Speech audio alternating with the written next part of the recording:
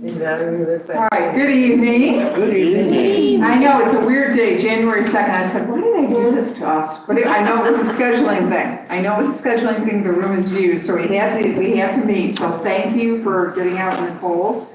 So far, the roads are nice and dry, as best as they are, so Thank goodness. we'll take it. We'll take it even though it got cold.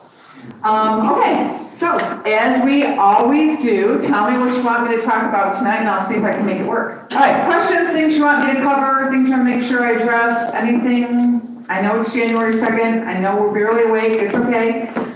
Anything you want me to make sure I do? Yeah. Whatever happened to fasting before? Okay, I still feel guilty. okay. For many reasons you should. Okay, keep going. What else? I'm just kind of amazed that the Mass today is so much like it was in the 500s. Okay. And if they didn't write stuff down, Mm-hmm. they sure had a good chain to get information going when they're all over the place. Yep. Yep, let's talk about that. Let's see how we got it and how we came back.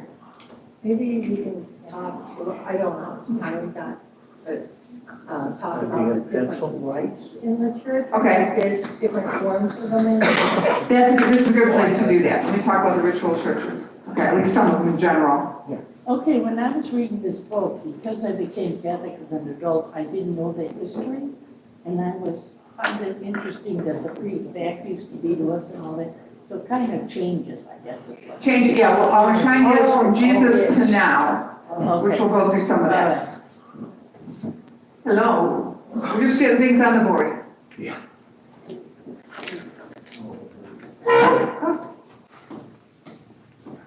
When did they decide that we could chew the host? Okay, You can see how old I am. no, that's a good question. These are really, they sound silly, but they're really important questions.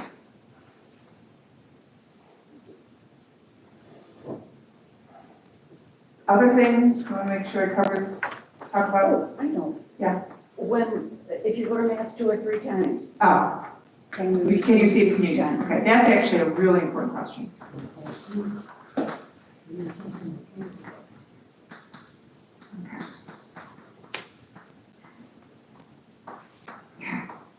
I can't read it, I can't. When I was reading this book, I didn't realize years ago that body and blood was considered 2 different things, and then it became both of them are all right. That's what it said. That Jesus is fully present both in the body and in the blood, so you can receive either one and still receive all of communion. But they felt like you couldn't, if you received one, you didn't get the whole thing or something. Which is not accurate, it can be either one. But the fullness of the sacrament resides in both. That doesn't mean that Jesus isn't present in both, in each separately. Does that make sense? The fullness of what Jesus told us to do was both. But sometimes that's not possible, i.e. COVID.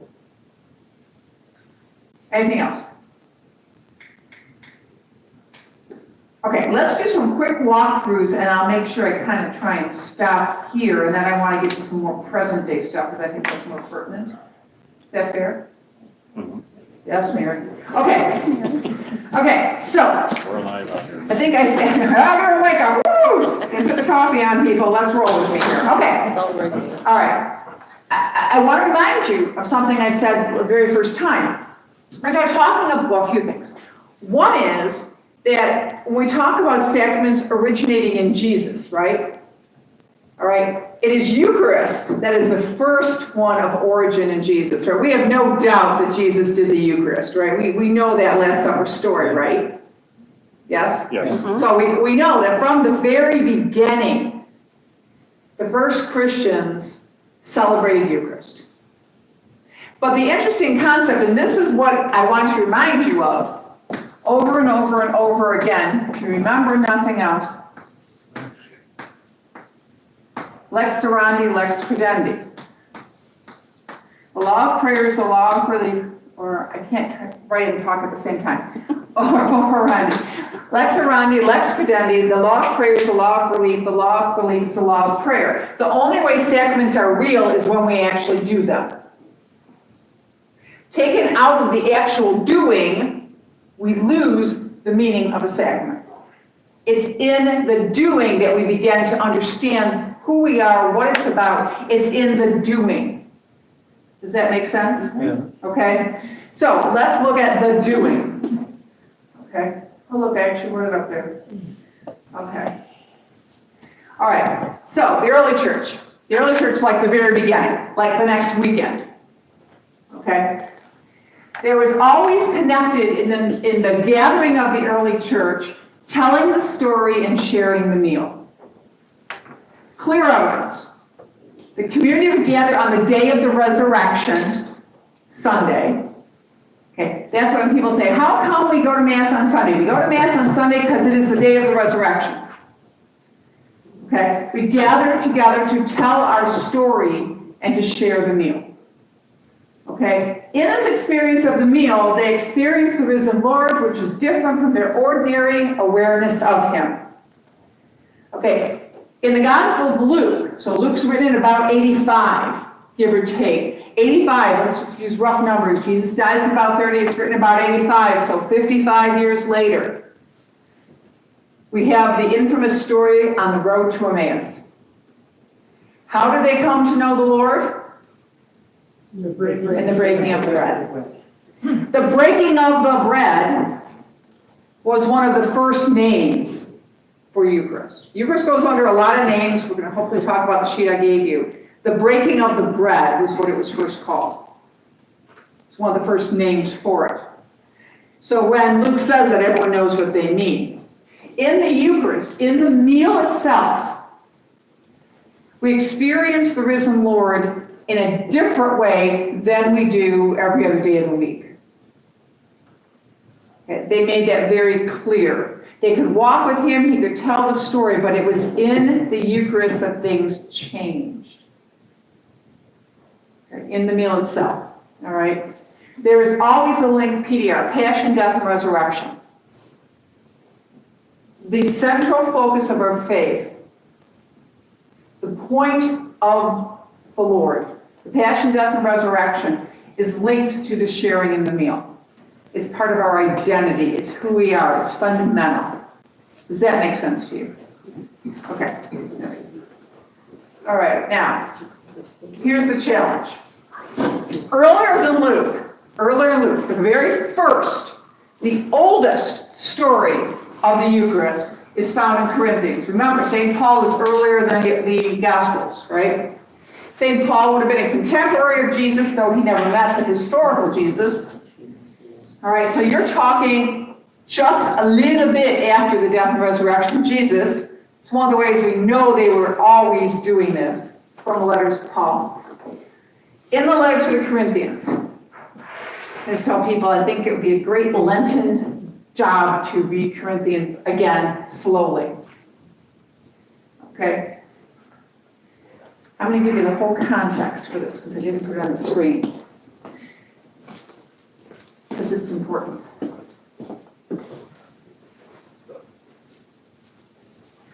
Because Paul is not happy when he says these words. Okay? It's basically the second half of the letter. He's already been giving them warnings. He's already been giving this and giving him that.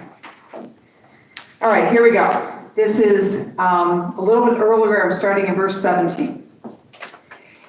He's just been giving them answers to things that were bothering them in the community. And he says, in giving you these instructions, I do not praise the fact that your meetings, Sunday morning, your meetings are doing more harm than good.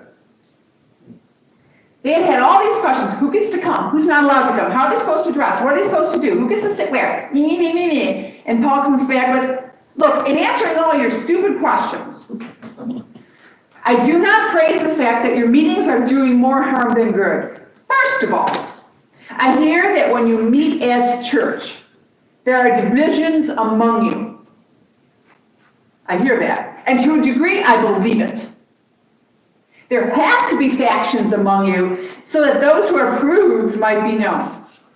So you know who's who, who's what, who's better. And that's what creates division. If someone is a better person than the next person or feels they must be known, you start creating division. When you meet in one place then, it is not to eat the Lord's Supper, for in eating, each one goes ahead with their own supper, and one goes hungry while the other gets drunk. Okay? These first meals started out just like the Last Supper. If they're doing the Last Supper, they model it on the Last Supper. So the first thing they're doing is coming together for a whole meal. Okay, y'all had Thanksgiving, you had Christmas. Big events when you gather everybody at your house. You got 20 people for dinner every week, you're getting a little tired feeding them all, aren't you? And putting up those extra tables, right? It's lovely, but it's exhausting, right? So after a relatively short amount of time, they had done the whole meal, and like the Last Supper, they did the Eucharist part in the midst of the whole dinner. That got old quickly, so they started going to a potluck, basically. You bring yours, you bring yours, you bring yours, you bring yours, you bring your own dinner, and in the midst of that, we will then do Eucharist. So that the person who's hosting doesn't have to do everything. Because you have to have someone who's big enough house to host your community, just kind of like you do for Christmas and Thanksgiving, right? So, what's happening? The wealthy people are bringing better food. The non-laborers are coming ahead of time. They're spending all kinds of time eating and drinking, while the laborers have to come in after their shift, who have less food, less ability to bring more wine or whatever, and are there less time.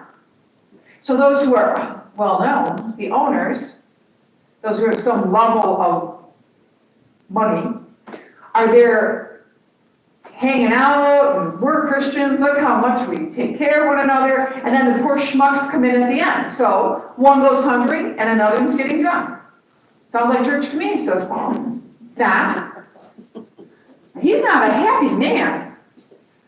And Paul would be a horrible pastor, because he just doesn't hold anything back. All right? People have said that more than once. Great missionary. That's why he got kicked out a lot, too. All right. So when you meet in one place, then it's not to eat the Lord's Supper. For in eating, each one goes ahead with their own supper, one goes hungry, another gets drunk. Do you not have houses in which you can eat and drink? Or do you show contempt for the church of God and make those who have nothing feel ashamed? What can I say to you? Shall I praise you in this? I do not praise you. Now imagine you're the church of Corinth and getting this letter from Paul. Not easily received. That's the context for this. You show contempt for the church of God and make those who have nothing feel ashamed. Shall I praise you or do not praise you? For I received from the Lord what I handed on to you. That the Lord Jesus, on the night he was handed over, took bread, and after he had given thanks, broke it and said, "This is my body that is for you. Do this in remembrance of me." And in the same way also the cup after supper, saying, "This cup is the new covenant in my blood. Do this as often as you drink it in remembrance of me. For as often as you eat the bread and drink the cup, you proclaim the death of the Lord until he comes." Okay. Let it continue, however. All right, so those are verses 23 to 26. That's the oldest story of the Last Supper institution of Eucharist. Well, look at the front end context. Paul reminds them of what he said they should have known, but are obviously not living out. They're making divisions in the community when there is meant to be unity. They're making people who have nothing feel ashamed. They're creating a problem. And he said, that's not Eucharist. So if you ask, what is Eucharist? Well, we know what it's not. Division. We know what it's not separation by income levels. We know it's about unity. It's not about division. At least the first story of the Last Supper is saying. Because Paul's going to continue, lest you think I'm crazy. He goes on. Therefore, whoever eats the bread or drinks the cup of the Lord unworthily will have to answer for the body and blood of the Lord. So what's unworthy? If you're going to answer for eating the bread or drinking the cup of the Lord unworthily, what would that mean? According to Paul. Division, if you're trying to create division, if you're... Maybe the lower people are the shame. Do you see that? Okay. All right, he's going to go on. A person should examine themselves before they eat the bread and drink the cup. For anyone who eats and drinks without discerning the body eats and drinks judgment on himself. Now watch carefully. Without discerning the body. In this case, what does the body refer to? The church. The church. The church, the people of God. If you haven't figured out who the people of God are, you should not be bringing yourself to communion. And if you're not sure, if you think that we're putting words in Paul's mouth, hold on one second. Okay? If we discern ourselves, we would not be under judgment. It's blah, blah, blah. Therefore, my brothers and sisters, when you come together to eat, wait for one another. If anyone is hungry, eat at home, so that your meetings may not result in judgment. The other matters I shall set in order when I get there. And then, and you know these stories, then right after that he goes into chapter 12, the spiritual gifts. There are different kinds of spiritual gifts, but one Spirit. Different forms of service, same Lord. Different workings, same God, who produces all of them and everyone, and to each person the manifestation of the Spirit is given for the common good. So he starts talking about how this differences in the community are not division, but unity. It goes on in chapter 12. The body is one, and the body is one, though it has many parts, and all the parts of the body, though many, are one body, as in Christ. For in one Spirit we were baptized into one body, whether Jew or Greek, slave or Gentile. Slaves could be Jews or Greeks, slaves or free persons, all were given to drink of the one Spirit. And the body is not a single part, but many. If a foot should say, because I am not a hand, I don't belong. For this reason, it does not belong any less to the body. Or if an ear should say, because I'm not an eye, I do not belong. It does not for this reason belong any less. And he will continue to go on, ad nauseum, about the church as the body of Christ. So if you have any questions about discerning the body, you think we're only talking about the Blessed Sacrament, you got to go back and continue reading 11 into 12, and 12 into 13. Probably one of the most famous passages of the entire New Testament. 1 Corinthians 13, after he's read them the riot act about understanding the body, then he goes on, but if I speak in human and angelic tongues, but do not have love, I am a resounding gong, a clanging cymbal. If I have the gift of prophecy and comprehend all mysteries, if I have faith so as to move mountains, but do not have, I am nothing. Love is patient, love is kind, etc. All about how the community is to be bonded together. And I'll keep going on a little bit longer on how you can have diversity and still have unity. All because of this. Now, I'll be honest, I think most people miss it. All we hear is these verses and go, oh, yeah, sounds like Sunday morning, we got it good. But for Paul to understand what Eucharist is, you've got to go back and look at the whole context from the beginning of chapter 11 through at least the end of 13. And understand that for him, his experience of the Eucharist is the community gathered together in all of its magnificent diversity as one body of Christ to the world. That's the original understanding of the Eucharist for Paul. That's the first one we get in the scriptures after the Last Supper stories, which are told after we get Paul. That's how early this is. So when we talk about what is Eucharist, Notice scripturally, it's about unity and diversity. And the only judgment happening here is the judgment we place upon ourselves. Do we get it or we not get it? That diversity and unity are essential for the body of Christ. Okay, you could stop there and you could talk about forever, that's Lent, but we'll go on. Are we good with that? Do you see that? That is the fundamental scriptural point. Okay, now think about, go ahead, Kathy. I have a little question in my head, I maybe learned it and forgot. You keep saying, he wrote. Mhm. They didn't write in those days. They were literate people. Pardon me? They were certainly literate people. Paul could read and write. That's why he wrote the epistles. He had scribes as well with him. So some people could read and write. Way back in the day of Jesus, Uh-huh. they had that. Oh, yeah. That's. But not everybody could en masse read and write. Scholars really, it was common. So like if Paul was writing this letter to the Corinthians, obviously he's writing it because he knows someone can read it. But it was often then read to the community. Business people had to keep accounts and that kind of stuff. But the common laborer may not be literate. So the letters were then read to the community.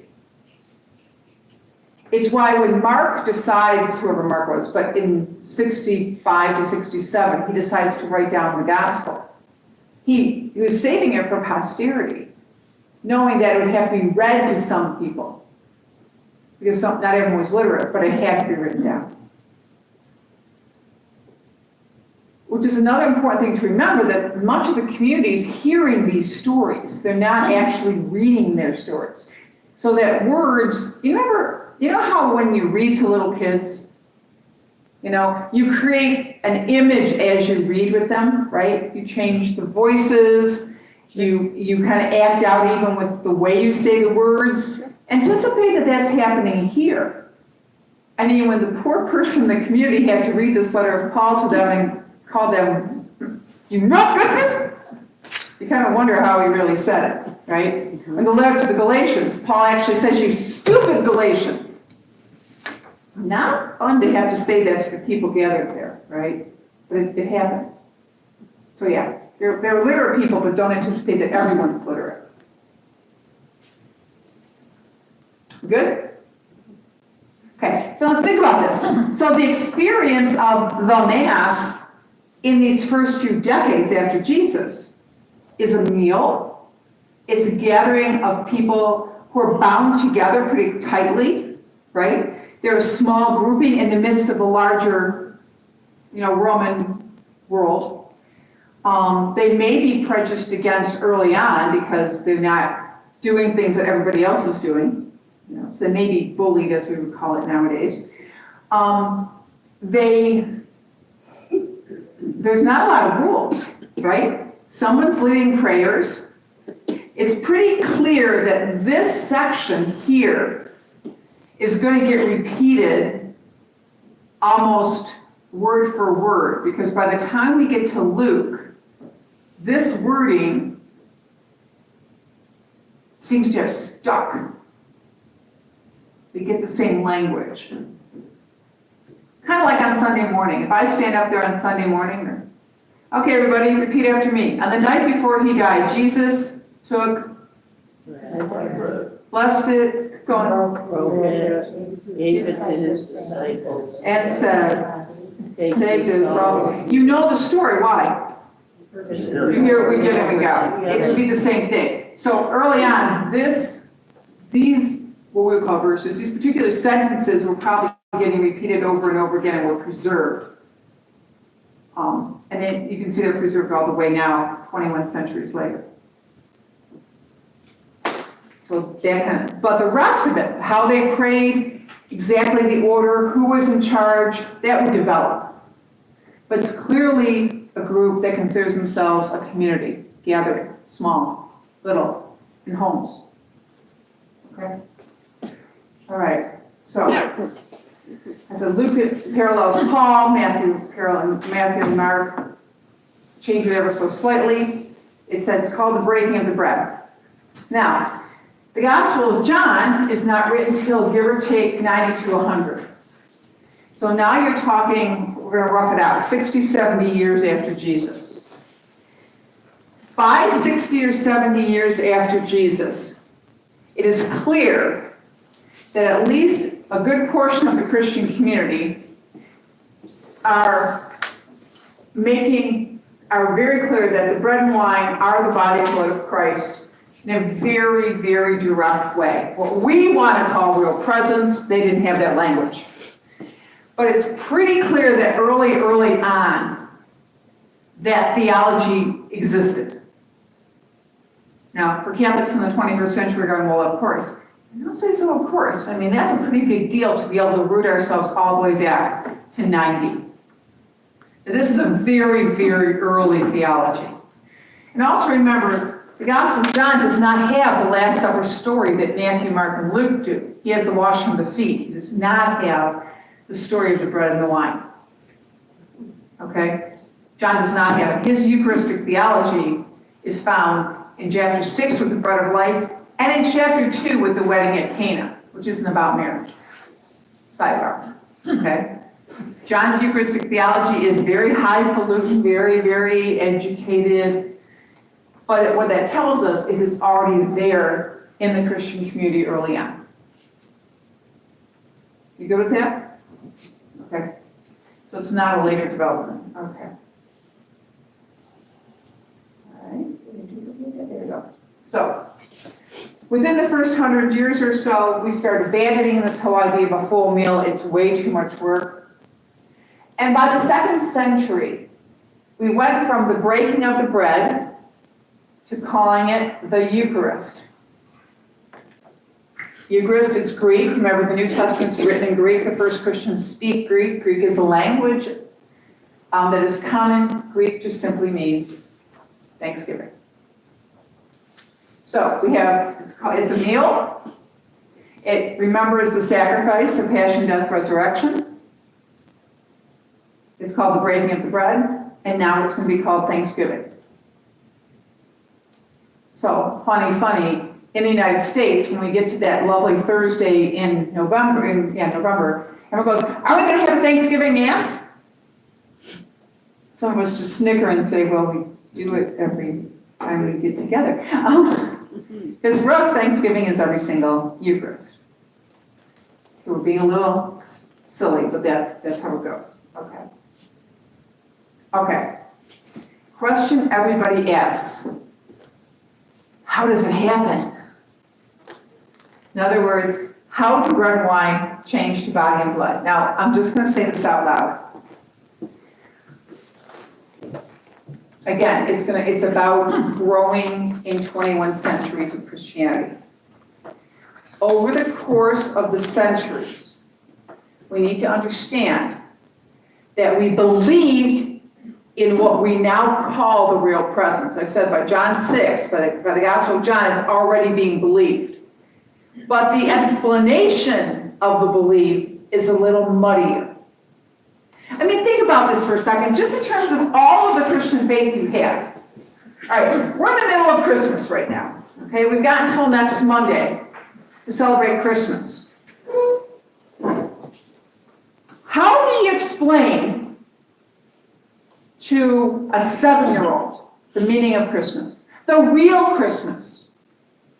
Not the Hollywood Christmas, not the Home Alone Christmas, not the Grinch Christmas, not even the Charlie Brown Christmas. How do you explain that God, the creator of heaven and earth, the almighty, the all-powerful, who existed before there was even a concept of time, the light from light, became one like us, was incarnate of the Virgin Mary. God becomes human, fully human, and yet fully divine. How do you explain that? How do you find language and words? I just gave you a whole bunch from a creed that took 150 years, give or take, to make, up through 4.5 centuries after the event. How do you come up with language for that? How do you try to express what you know in your heart is true? And and then a language that's in your heart that you can tell somebody else and then tell somebody else and pass it on. I mean, words matter, but how do you do that?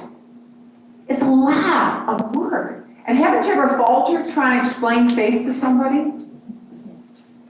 You know, I'm watching, Facebook, you get like 10 words and it contains all of life's mysteries. I mean, but you look at trying to explain to people why Jesus matters. What does it mean to say Jesus saves? What does it mean to say God became one like us? And how does that change us? And that's only one piece of the story, right? We haven't gotten to the resurrection part yet. How do you experience that and then take it to language? That's the struggle the first church has. They have to come up with words to even begin to explain it, let alone words in different languages and seeing if they're going to coincide. Right? You got to figure out what Hebrew and Latin and Greek are all going to say to one another and what the experience of the people of God is. But what they find out is that all the Christians are having the experience of Jesus at the Eucharist different than the other ways they experience him. Everyone's having the experience, but no one's got the exact language. But they know it's true. That's what you find when you start reading church history. Because you can't just take something out of context. It's like I did with Corinthians for you. You can't just pull a few verses out of Augustine or Cyprian of Carthage and say, oh yeah, well that's it right here, without reading everything else and looking at his life experience to understand it.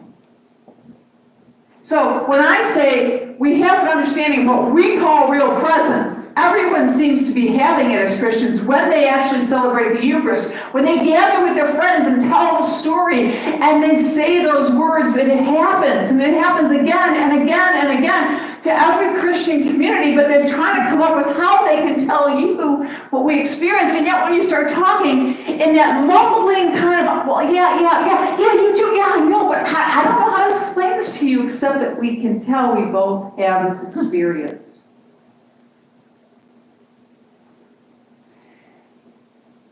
So I keep using language like a real presence, which is kind of anachronistic. It's coming later.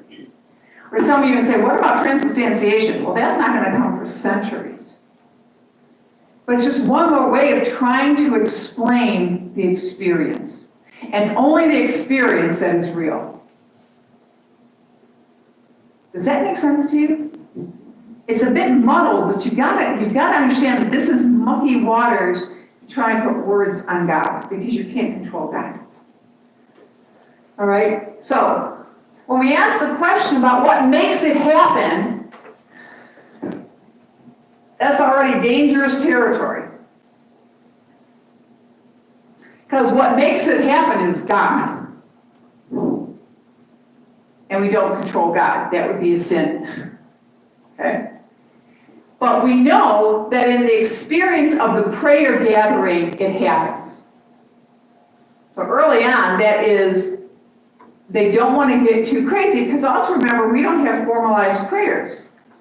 Your community is saying it one way, your community is saying another way, your community is saying it is a third way. And as long as somewhere in the middle of that it happens, it's clearly the work of God. So you've got to be not so linear. As much as we all want to tie it down, you can't tie God down. So, in the prayer gathering, they experience it. They experience Eucharist as this unity that St. Paul talks about. And somehow a ritual is beginning to develop of word and Eucharist, word and meal, that expresses and strengthens what's happening in the community. So far, so good? Am I clear? If I'm clear as mud, we're at least good. Yes. Okay, understanding this takes time, okay? It's not very linear. Those of us with German blood have a problem with this, but it's okay. Okay, so there is no, I know, I really had these problems lately, tripping. Yeah. Let's try not to trip on this now. Okay. So there is no set Eucharistic prayer. as we would call them now. The prayer leader prays. They do tell the story, but the pattern is the same. I said, Google Hippolytus of Rome. I mentioned Hippolytus with regard to confirmation and baptism. Hippolytus is the one that writes in about 215, who gives us a Eucharistic prayer. But it's a Eucharistic prayer. It's not the Eucharistic prayer. And if you Google it, you'll notice it is what we now use for the basis of what we now call Eucharistic prayer 2. We have multiple ones. I'll go through that a little bit. Hippolytus of Rome, 215. Okay. The pattern starts developing as communication and travel. So if a person from one Christian community, like St. Paul, would have gone to another Christian community, they'd say, hey, this is how we do it here. Hey, we like that, we don't like that. But we do this. Well, let me take that over to that community. And so a pattern starts crystallizing in how they do this, okay, early on. Okay, 4th to the 6th century. Now, you have to remember what happens in the 4th to the 6th century. This is what makes all the difference. The Emperor Constantine has issued the Edict of Toleration, or the Edict of Milan in 313. He is the one who calls the Council of Nicaea. Okay? He's going to set the stage for Theodosius to make Christianity legal. So if he removes our illegal status, but he can't make us legal until you have something that defines the faith. So he begins the process of writing the creed. Creed that we say on Sunday morning. Process is not complete by 380, but it's begun. And what you have are the lead theologians, which are usually bishops. Remember, bishops are leaders of multiple church communities. We ultimately get to 5 as the main ones, but anyway. So they're trying to come up with this language, like God from God, light from light, true God from true God, begotten, not made, consubstantial with the Father. They're trying to come up with this language to be acceptable. Looking at this from other angles, we finally decide that this is acceptable to the faith, this is heresy to the faith. And let me say something about heresy. Heresy is not people wanting to be bad, okay? Heresy is people who had a way of expressing their faith or beliefs in their faith that ended up being on the wrong side of the final decision. Okay? They were not intending to be bad people. They were not trying to destroy a church. They were expressing, and there were a lot of people who were expressing a set of beliefs that were very common. And it's only in the hashing it out that we decide which way to go. The bishops who came together in 313 to begin writing the creed, again, it's very messy history, so I'm just doing this very simplistically. Most of them ended up being, in the end, on the wrong side. Most of the bishops actually were Arian bishops. They subscribed to what we now call a heresy called Arianism. And actually it was the people of God, not the bishops, who made the correction in the creed. And later on the bishops came back around and said, oh, I guess we were wrong. It was a process. So heretics, we get this idea of burn them at the stake. You know, it was a much more organic process. The same way we see it in the church today. As you watch us moving through this synod on synodality that Pope Francis is looking at. But even those of us who have any length of time can look at the church of our childhood to the church of today, even in 10 years, and see the changes that happen slowly. Things that happen now that would have never been accepted 10, 15, 20 years ago. You know, I mean, I'll use myself as an example. 2 summers ago, we did a concert in the park. We sponsored a concert in the park. Okay. And I was sitting at the table, and Michael was there actually, and Father Andy, and it was like through the concert, it was partway through, they took a break or something. This woman comes up and sits down next to me, and chit-chat, oh, I sing plays, yeah, I work there. Oh, yeah, I go University, whatever. She said, oh, what do you do? I said, I'm the pastoral associate. She says, what's that? I didn't know she was Catholic at that point. I said, do you have a faith tradition? Like, can I try and relate? Oh, I'm Catholic. I said, oh, well, I'm the pastoral associate.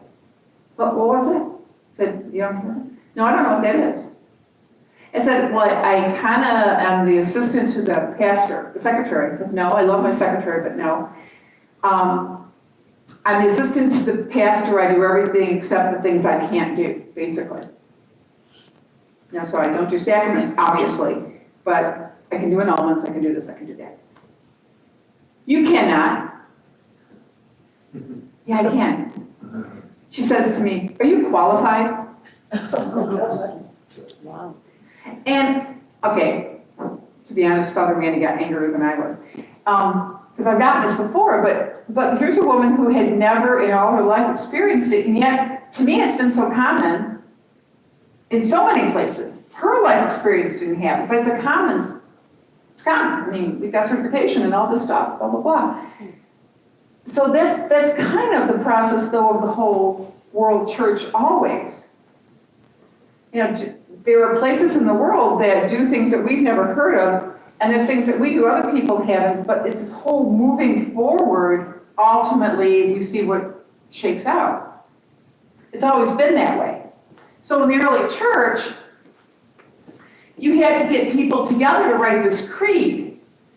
And some of them will agree and others will disagree. And in the end, you get what shakes out. And it took about a century and a half to finish it, give or take. So don't get all like, oh, the heretics are destroying the church. Their intent was never to destroy the church.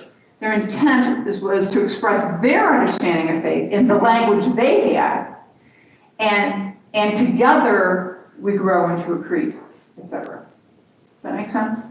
Okay. So the creed began to be written in 325, blah, blah, blah. Now, I'm going to go to your question. Many liturgical styles vie to keep themselves. In other words, here we go. Back over. And I didn't bring my whole chart, so I'll try to remember to bring it. The ritual churches. We are the Roman Rite, also known as Latin Rite. How about Rite, Mary? I can't write and talk at the same time. All right. We are the Roman Rite. Okay? There are over 20 different ritual churches within the Catholic umbrella. You know a lot of them. You know about Chaldean Catholics, right? Maronite Catholics, right? Syro-Malabar, Coptic. I mean, we have a lot of kinds of Catholics that exist in the world. The biggest is the Latin Rite Catholics, and they're the biggest here.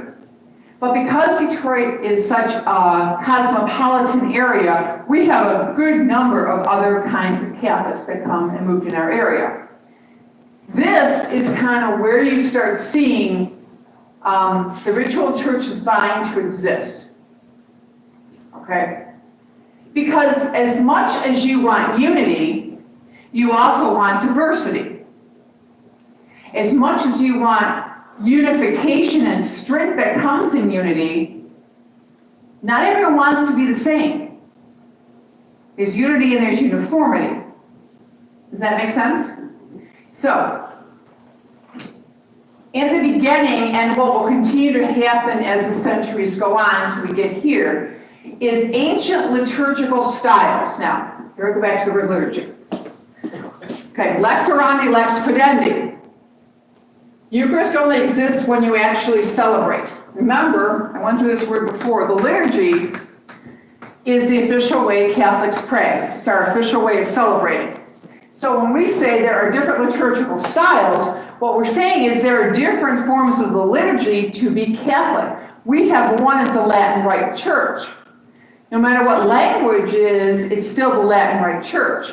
But if you go to the Chaldean church, you're going to experience the Chaldean rite, the Chaldean way of praying. And an ancient church it is. And it is as Catholic as we are. And while there are some different rules and regulations, etc., it's still Catholic. It's still one of us. It starts from this early preservation. There are different times in history, just to make this easier, where these different traditions need to be preserved. Okay, the split with the Orthodox in 1054 is another time that, well, some literally split from us and became called Orthodox, others remained under us and became called Byzantine instead of Greek Orthodox. Does that make sense to you?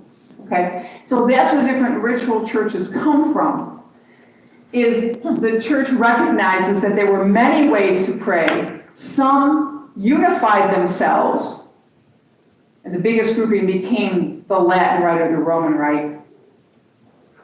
Other ones remained unto themselves and will develop their own history in how they pray. They're still under the Catholic umbrella. Okay, so for example, one of the struggles we have here is when we have someone come to St. Blaise who is a ritually mixed family. They're all Catholic, but mom's Chaldean and dad is Latin Rite. Okay? So we have to be very careful not to assume that every Catholic who comes is Roman Rite. And what they baptize the child matters, because then there are different rules that fall into place. Does that make sense to you? So we have to respect the different traditions. It's a little hard in the United States because oftentimes, if you're a non-practicing Latin Rite Catholic marrying a non-practicing Chaldean Catholic, you have two non-practicing people who may not know their own religious tradition, decide to baptize the baby, don't realize that has effects. You know, it happens. But do not confuse different ritual churches with different languages. It's not the same thing. So the Chaldean Catholic Church is a different rite. Okay? An Albanian Catholic Church, or a Polish Catholic Church, or Catholic Church whose main language is Spanish are still Roman Rite. They're just in different language. That makes sense to you? So someone who's from St. Paul's, Albania, and marries someone from St. Blaise, they're both Latin Rite. Yeah. Do they all see the Pope as the head of their? Yes. Because they're still, the Pope's still the head of the church. Yeah. Okay, so this is where it begins. And you see the Ambrosian Rite of Milan, etc., fighting not to be pulled into the Roman Rite, etc. But most of them do. Okay. So with the church becoming legalized, this idea of an intimate gathering is our experience of Eucharist greatly changes. Basilicas become churches. Okay, and they influence the ritual as performance. Okay. Do you know why St. Blaise is built in a semicircle? And not only St. Blaise, but many Catholic churches were built in a semicircle beginning in basically the 1960s. If you go to a Catholic church that was built in the 1950s and not renovated, or built in the 1920s and not renovated, it's not going to be a semicircle. Yeah. It's going to be long and narrow, Yeah. built in that basilica style. What's the difference of liturgy if you're sitting in a Catholic church which has the altar on the one end and all the pews facing in, versus a Catholic church that's built in a semicircle or a circle? Everyone feels closer to the action because they're not way back. Did you see that? Those of you've probably all been to different churches, right? The intent of the architecture matters. Okay? The intent, first of all, we took over government buildings, so that was part of what happened here. But if you're at a place, let's pick something cavernous like Holy Redeemer, some big, long church. Now imagine the big, long church and no microphone system. Remember, we got microphone system. Okay? You got to remember, take out your modern conveniences here. Okay? So Father's here, the altar's here, and you're back there. Can you imagine the difference of that experience versus 20 people sitting around your table at home in the original home churches. See how different it is? Well, that will change the understanding of Eucharist because the experience now changes. Some of the experience changed because we suddenly got a lot more Christians. We started having our own public buildings, but the influence of that affects the future. It's nice not to be killed for the faith, but there's a big difference gathering with 500 people than with 15. Make sense to you? Okay, so basilicas start showing the ritual as performance as opposed to experience. If you're sitting in the back of a big long nave and you're staring at this ritual action in front of you and you don't have a microphone system, well, number one, if you're going to see it, you've got to raise the platform, right? You got to look up. So we suddenly started seeing these raised platforms at the end of a long nave. You came on Sunday to celebrate.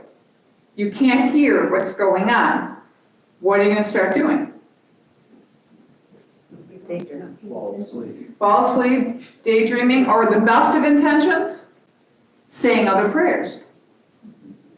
Okay, trying to participate in a way that you can't hear what's going on. So you got to keep thinking about that. That's how so many of the changes are going to happen once we become legalized and things start becoming bigger. Constantine, trying to build, remember he's switching from this multi-god religious platform, which we call pagan now, to Christianity. So the leaders of the Christian church are now going to get government sanction, and they start dressing differently, or maintaining the older style of dress while the world moves forward. Let me give you an example. Yesterday I was watching the New Year's Day parade from London. This was before the Michigan game. And you had the various the mayors of the various boroughs of the London area in their formal garb. I'm looking at it going, I didn't realize they had funny little garbs. And they were talking how they don't really wear them except for public occasions, right? Like, oh, where did that come from? Well, historically it was from a historical period, but it's been retained for formal dress. It's no different than why we have vestments. It was retained from an earlier era to show a distinction between the political/religious leaders and everybody else. Okay? When did Sunday become a day of rest? When the emperor decided it was. Doesn't have anything to do with whether Hudson's was open or closed. You all remember that. Okay? Religious festivals. We have to do something with the pagan ones or people are going to keep celebrating them. So they start putting religious festivals in place with the pagan ones, the Christian religious festivals, I should say. Here becomes the biggest problem. With all this distancing of people's experience of Sunday morning, because the bread and wine is Christ and Christ is God, we start seeing people stop coming to communion. It happened really early on. The minute their experience of Sunday morning saw them separating physically from the Eucharist itself. That's why, okay, occasionally I don't hide it very well. I get a little persnickety, I've been called. No. No, not me.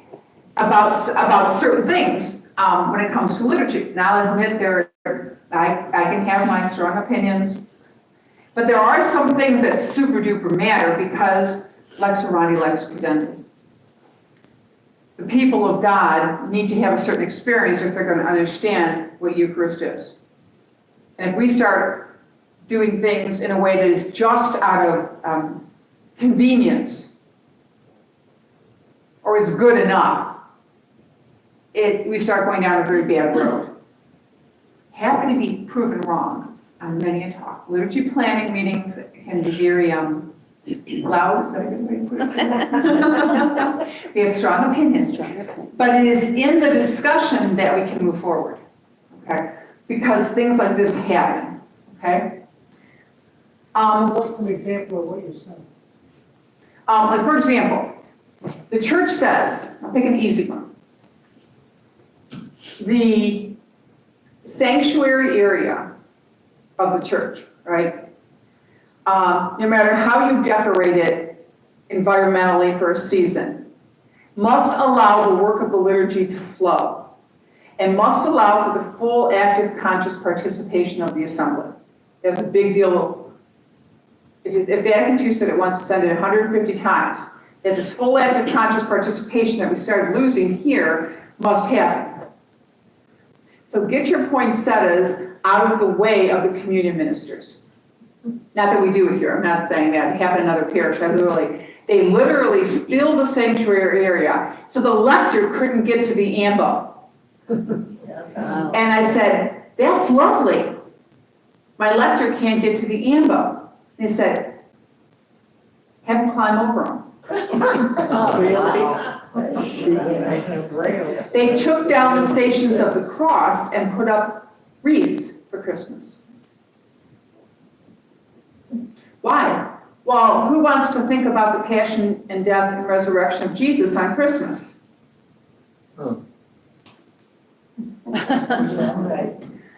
We had a woman who was blind, who was going to be baptized. Now, we didn't have an immersion font, so she was still going to have to, hold her head over the font, and we had her feel the font, know how high it was and all that. And I walked in on Holy Saturday morning to find the fact that they moved the font, created a platform which is about this wide, and she was not a tiny woman anyway, and up a full step with these beautiful statues behind her. And I said, how do you expect a blind woman to get up here to be baptized? And they said, but it looks pretty. And no doubt it looks pretty. They sound like simplistic, and I don't really want to sound self-righteous. I've made my fair share of millions of mistakes, but this is where I learned it. It is the work of the people of God to do the liturgy. You want the liturgy to look beautiful. You want the church to be beautiful for Christmas and Easter, etc. But when a woman can't get to the font to be baptized because you made it pretty, we've got a problem. When you want to get the passion, death, and resurrection of Jesus away from Christmas, we have a problem. If the Eucharistic ministers can't go to their spot in order to help share in the body and blood of Christ with the assembly, we have a problem. And if you aren't thinking about it, and I get that, we get one track, and someone mentions it to you, and you don't say, oh my gosh, I never thought about that, but you say, but it doesn't look pretty anymore, now we have another problem. Does that make sense? Absolutely. Yeah. Okay, so the average Catholic coming in on Sunday morning doesn't have to know all this, because they're going to experience the Blessed Sacrament, because the Eucharistic ministers are going to get to them. My church, they don't need to know the backstory. That's my job. Okay, that's my job. That's why I have to know what I know. That's why you're learning some of the things that I have to know, because it matters. How you do liturgy matters because it affects people's experience, whether they're conscious of it or not. I'll give you another example. All right, who can be a Eucharistic minister? Who can help share the body and blood of Christ with their brothers and sisters? Have to be baptized. Right, anyone baptized. Okay, fully initiated usually, right? Again, another parish, another time, found out. And it happened to be the youngest child of our religious director's assistant. She wasn't director, she was the assistant. Was told she could not be a Eucharistic minister. She was slightly developmentally challenged, ever so slightly. And someone told her that she didn't look good enough. Oh, that's terrible. Honest to God, we don't want her distributing Jesus. Wow. Now, Because I found that, I said, why isn't she Jewish? She'd want to be, but she got told no. Why? Because she doesn't look right. She didn't look wrong. I mean, I don't even know how to express to you, you know. She did have a bit of dexterity with her fingers, so she needed to do the cup. It was safe, and she knew that. The joy when she could do that. And again, we do things, we here at this parish. Some of you know we've had those who've been here for many years will know that over the many years we've had numerous altar servers who have served in through their 20s, and we've had numerous altar servers who have had some developmental challenges. Many over the years I've been here. And I had one of our beloved, very active parishioners tell me, so-and-so shouldn't be a server anymore, they're too old. Now, I'm not trying to throw people under the bus. I think it's a challenge for each of us before we open our mouths to ask the question, why am I thinking this, and is this the right way to think? Like we do with everything in our whole lives. But liturgy matters. Because when we get caught up in following what we think are the rules, we better ask ourselves first, what are the consequences of our actions? Does that make sense to you? Okay. Does that help? When I'm talking about examples? These are things that we have to think of in the background. You don't have to care. Show up on Sunday morning. Hopefully we're doing it right. And if we're doing it, if you think we're doing it wrong, please say something. Because if you're saying something that we don't see, say it. Because we may not be seeing it. People often take themselves out of the equation because somewhere along the line they were told they could do something and we don't even know that.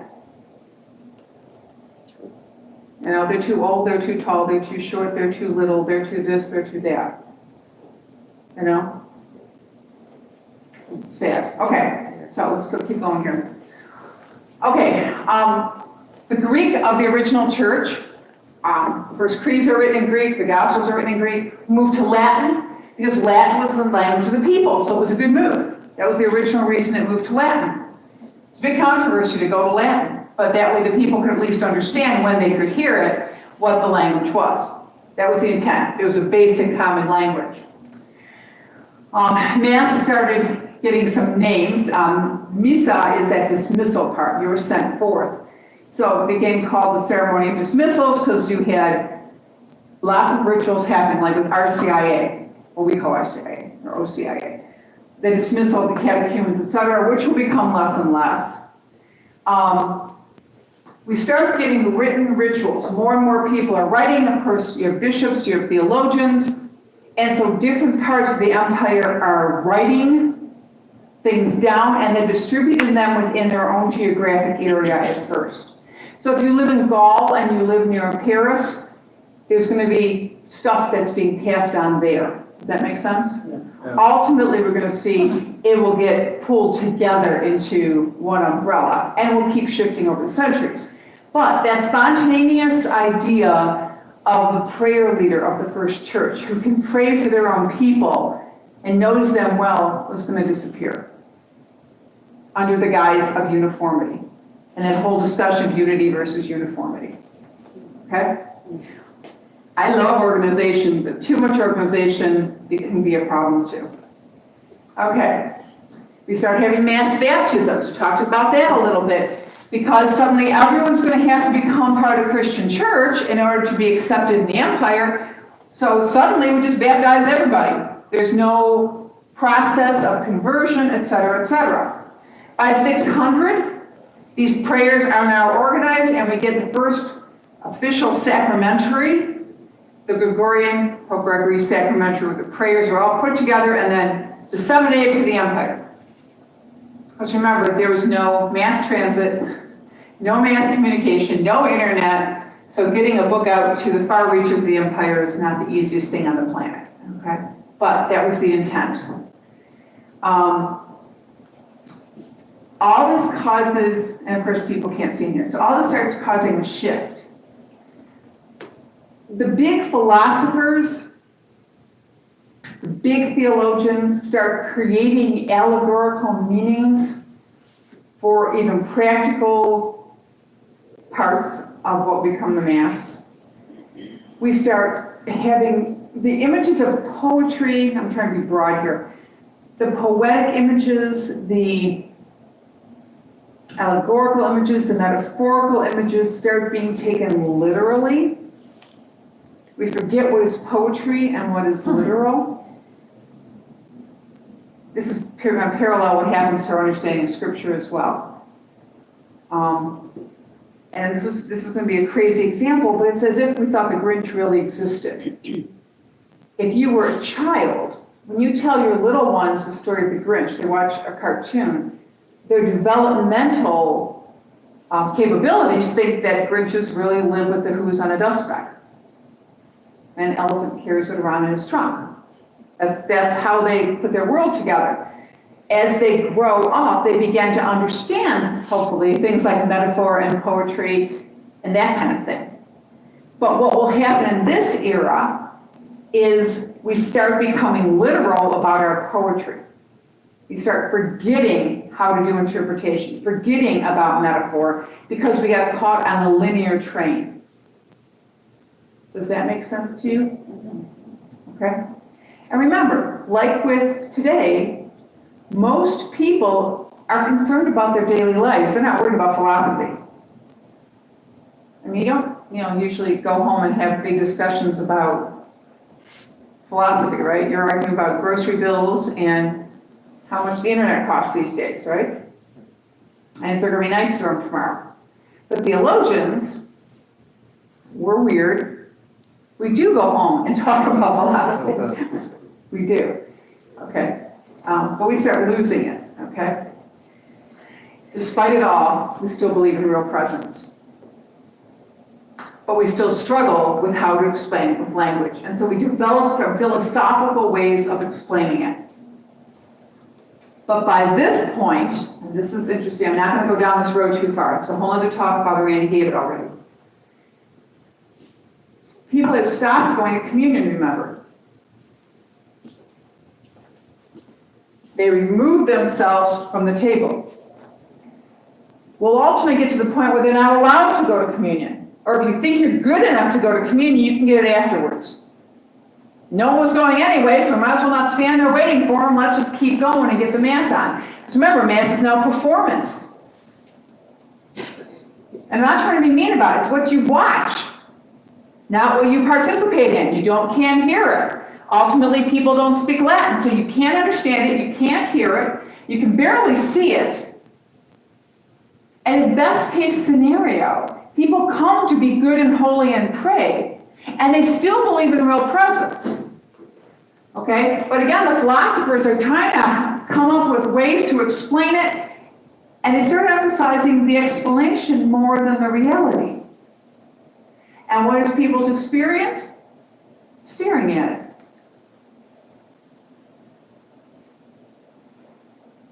You have a complete flip.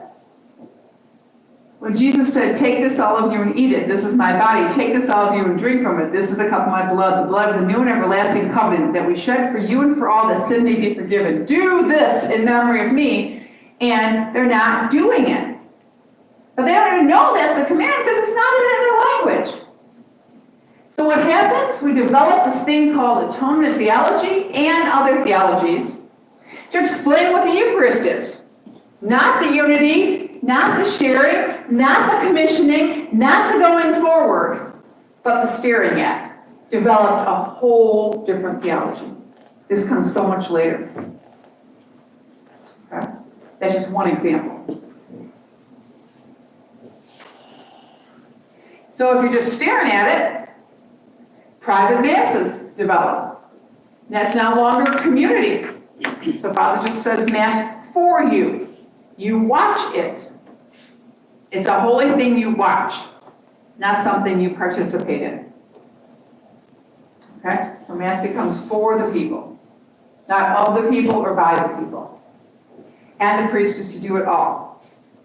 We lost our role completely. Instead of one of the people of the community is the prayer leader, but all of us have a role. No, Father does everything. And we watch him do it. And of course, that's going to turn into, Father must be better than the rest of us. Because he gets to do all the holy stuff. Do you see how that kind of again, what you experience changes your understanding, okay? So we will just adore. Mary, it's been around for a long time, from the Middle Ages until the 60s, Yep, when they turned the altar around so that the priest was facing the congregation, so we could be a part of it. yep. Who would have thought they would come up with that earlier than that? You would think, but one of the problems, if you look at the natural progression of the train we got on, you can see why it happened. Let me just say this. When we think about any cultural shift or change, you have to ask the question, what was the positive experience that allowed people to make that change, and is it really worth it? And how much of it is worth it? What will it entail to make that change? So for example, it's a big change to not be killed for being a Christian. That's a pretty good thing most people would go with, right? The consequence of becoming the religion of the empire, however, was a lot. We lost a lot by saving our skin. Now, I'm not saying we shouldn't, but instead of us influencing the culture, and here comes the question, instead of Christianity influencing the culture, we allow the culture to influence Christianity. And that's why, again, I ask the hard question, what's the real meaning of Christmas? Since we're in the Christmas season. What did we tell people by our actions? Whether it's the cards we sent out, the memes we put up on Facebook, the songs we choose to sing in our homes, how we chose to celebrate Christmas, and I'm not simply trying to be negative, there's a lot of positive out there, okay? I'm not trying to be negative. But we need to do some self-reflection on how far we're willing to go. And when did we really celebrate Christmas, and when did we celebrate the winter festival of our public religion? The public world celebrated a winter festival that ended at midnight December 25th. They celebrated their winter festival. They took the name Christmas from us and turned it into a winter festival. I sound like I'm in a preacher's thing. But it's true, and you watch, and that doesn't mean I don't like lights at the zoo or something. I'm not trying to be negative. But the question has to be asked of Christians. Did people know what Christmas is because of us? And where's the lines? Yeah, go ahead, Nancy. Yeah, the priest does it all. I remember when I was a child, we went to St. Anne to go pray and forget. And a lot of side altars, and there were priests saying masses starting and ending and by themselves. And I remember thinking, why are they doing this? There's nobody here to attend.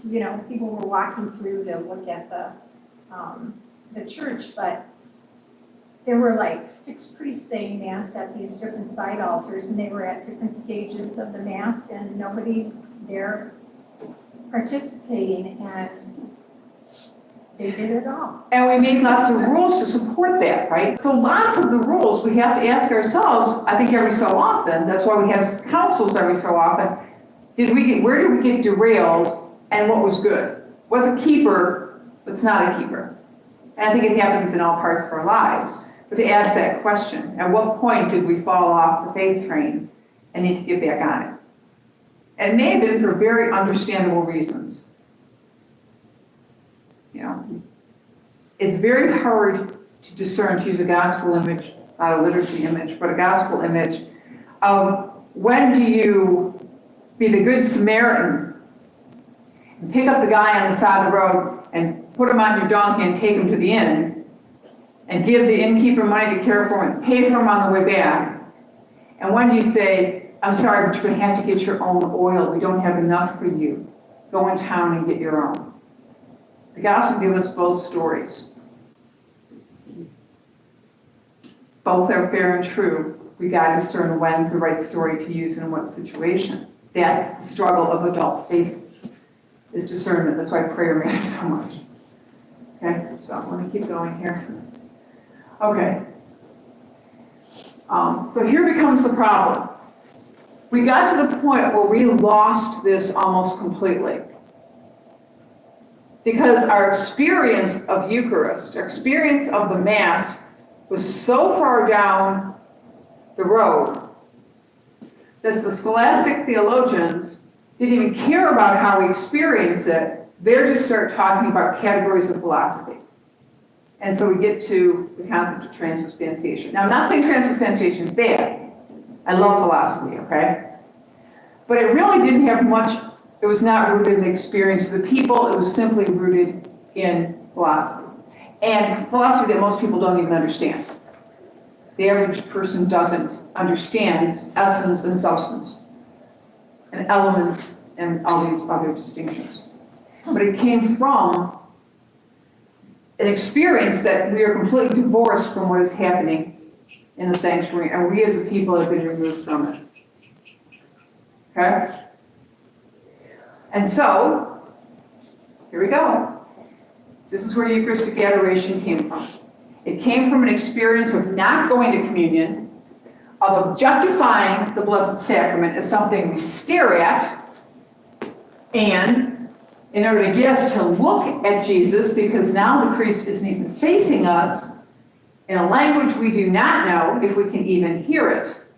So we put in the prayers an elevation so he has to lift it over his head, and we're going to ring bells and swing incense to get people to see Jesus. That's where it came from. A Mass that is completely divorced from sharing in the Blessed Sacrament. That's where it came from. Okay. And this is to Nancy's comment, Mass was to be watched. So again, in the older churches, you can see them if you look hard because they've done a lot of transferring. But we had all these side altars, priests saying Masses at various times. Many good people, because this is what they were taught, I've heard many a story of people going in trying to find the best spot to sit in the church where they could see the elevation. They could see the Blessed Sacrament lifted up as much as they possibly could for the time allotted to be in that church. So if they were going to be in church for, like, say, an hour, how many Masses could they see? That's where it came from. Okay. Remembering that the Council of Trent is a reactionary council to the Protestant Reformation. It's a re-entrenchment council. The Protestants say this, but we say this. If you don't believe us, you're going straight to hell. Anathema said. I mean, it was very, very structured. So pull things together again. But interestingly enough, and it did have 3 different documents on the Mass, but it did do a lot of reforming. It wasn't just a bad thing. People act like, no, that's not true. Trent said things like priests need to be literate. Priests were often trained by the former priest in their village. So they learned to mouth the Latin, but they didn't understand what it meant. Okay, so they said priests had to go to seminary. They had to be literate. They had to learn to read and write. They had to learn to understand things. That was a good thing. In order to get more people to go to confession in a way that was honest, they developed confessionals. So there's some privacy involved in the sacrament. They did really good things with Trent. They attempted to. And they formalized the Missal of 1570. There's also a little note here. The bishops gave, this is a whole different story, the bishops left Rome after the council of a long time gave Pope the authority to clean it all up. Usually up until this point, the bishops had a lot of autonomy. They gave up their authority to the Holy Father. We get the idea the Holy Father's always been in charge. You have to remember, the Holy Father is first among equals. Okay? In the 1500s, he gained a lot more authority than he had had up till that point, because the bishops gave it to him. Okay, and from the last 500 years, there's been a constant shift of struggle of a bishop is a bishop in his diocese under the first among equals, the Holy Father. How does that look? How does that work? What does that mean? Okay, all right. So in 1570, we get the Missal of Pius VI. In 1588, I love to admit, Sixtus V created what's the Congregation of Rites, which still exists today, an office in the Vatican that handles worship issues. Okay, so it was an attempt to actually do something.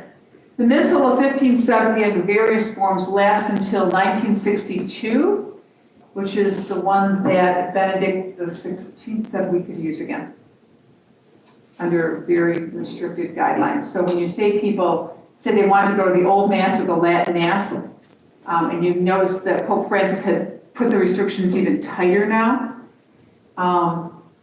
Let me say this again. It was done because we had a group of folks who said the best case scenario, pray again. There's a group of people who, through the pontificate of John Paul II, insisted that they be allowed to do Mass in a way that they felt was feeding their spiritual life. And that was the Mass originally of 1570 under a couple of changes. The last Missal was of 1962. Okay? That's the Missal, priest back to you in Latin, et cetera, et cetera. Okay? John Paul II struggled very, very hard with this division in the church. This unity is so important. His protege, in essence, Benedict, did what John Paul had struggled and thought about doing, and that was allowing two rituals of the Roman Rite. I'll be honest, he was harshly criticized by theologians and canon lawyers for doing this, because it is the first time in the history of the church that the Roman Rite had two rites. Who we are is what we pray. It started going crazy because it was not regulated. Francis put some real sharp regulations on it. Okay, so a Latin Mass isn't necessarily the Mass of 1570. You can do the Mass we say today in Latin. You can do it like you can do it in Spanish and Albanian and Japanese. But most times when people say the Latin Mass, they mean this older Mass, which you can find at a few places in the Archdiocese. So, just side note. In best case scenario, it was an attempt at unity. What it has done, however, is created more problems. And so they have gone back to restricting it greatly. And, just side note, there are very few priests who know how to do it. Father Randy is celebrating 40 years as a priest. He has never, ever done this Mass. He barely remembers it. Okay, he was a child when the Mass shifted to the one we have now. So we don't have, priests have to be retrained if they're going to celebrate this Mass. Okay, let me go through the changes before Vatican II. In 1903, the concern was no one's going to communion. 1903. They're already saying people aren't going to communion. So Pius X tries to encourage more frequent communion and more frequent lay participation in 1903. So Vatican II didn't come out of a vacuum. It just didn't just happen. And there's more behind this. By 1910, Pius X establishes the age for First Communion at 7. And I mentioned this the last time. He made 7 the age of reason, and tried to put, his attempt was if more children started receiving communion at the age of 7, then as they grew up into adulthood, we'd finally get back to what we had in the first church, everybody going to communion. That's over 100 years ago now. Okay? He was trying to get back to the idea that the Mass isn't said for the people, the Mass is us praying together on Sunday morning. This is that early. Okay? And so begins a lot of research because again, we lost our place. We didn't even know all this had happened. And yet, when people actually read the Bible, they could see this Corinthians thing. So how do we get from here to there? So research is happening, okay? In 1947, we get Holy Week comes back to us, which we didn't have before.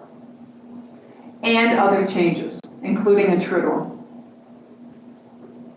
All this is before the Second Vatican Council.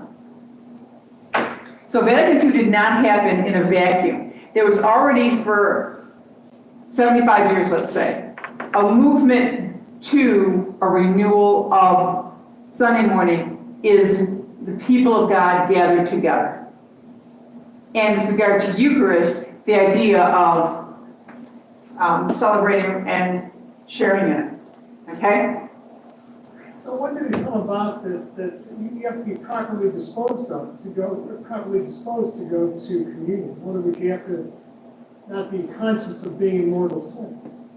That would be still part of that earlier, it's still not off the books. Okay, they didn't get rid of it. But, and again, I think,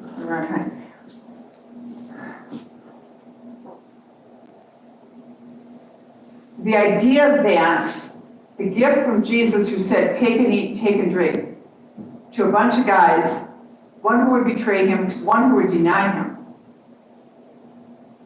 and us, the sacrament, the idea that the sacrament was open to all of us, not given to perfect people, but given to sinners, that Jesus came for all of us. And we are not to be separated from the table, came out of our renewal of Scripture. The church said, as early as the turn of 2 centuries ago, I guess, is that how you say it? 1900, we need to get people back to celebrating the Mass, not just watching it. They need to have this experience that the first church had in that point, the 20th century. And so, what they wanted to do was go back and take those two parts, telling the story and sharing the meal, not lose our history, not lose the good stuff, but clean it up in such a way that it could be streamlined and better understood and allow the people to participate. So we did not want to throw out the baby with the bath, but we also knew there were big roadblocks to asking people to participate. Okay? One of the other things, so one of the things becomes, what is the work of the people? How do we understand what we're doing? So we have this whole long thing about getting people to understand what's going on at Mass. A renewal of the Scriptures was a huge part of Vatican II. Huge. This was one of the things, in fact, the rule went out that we do not pray unless we do Scripture. Each one of the sacraments, as we experience it now, has to have Scripture to be a part of it. And we are to teach Scripture, and we are to ask people to read Scripture and reflect on Scripture and pray with Scripture, etc., etc. And yes, we will adapt the ritual to the 20th century, to all the changes that have happened from 1570 to the 1960s. And the document on the liturgy is Sacraments Concilium. It was the first document out of the council gate, okay? And I just reread it with someone last summer. We went through it, and I should have counted. One of the refrains over and over and over and over, and it's in the other documents as well, full, active, and conscious participation of the assembly is to be preferred above all else. Pastors of souls must understand that more is required of the liturgy than just following the rules, etc. Okay? It was a shift, but it was a shift that didn't come from like on high. It was a shift that welled up. The story is, with the council, if you go back and look at this, that for every council, for every meeting, they send out position papers and everyone reads them, blah, blah, blah. They threw them all out and started from scratch. They let the bishops talk about their own experience. And these are bishops. These are not guys who are called in from the street. And that's where it all came from. So here we go. They shifted how we talk about Eucharist. Again, not getting rid of anything. This is very Catholic. We don't get rid of it all. But they return to our scriptural roots. They want to talk about the experience of the people. Yes, it's still meal and sacrifice. This one is often, I don't say ignored, but they don't talk about it. They say very clearly Christ is present in 4 ways at Mass. Go for it. 4 ways. In the community, bread and wine, Word, and word. Word and presider. They're the 4 things incensed at Mass, if you'll notice. That's how I train the kids to do incense.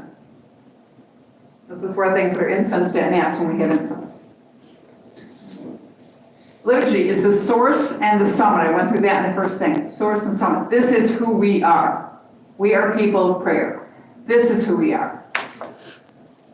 Okay, so the English translation is in 1966.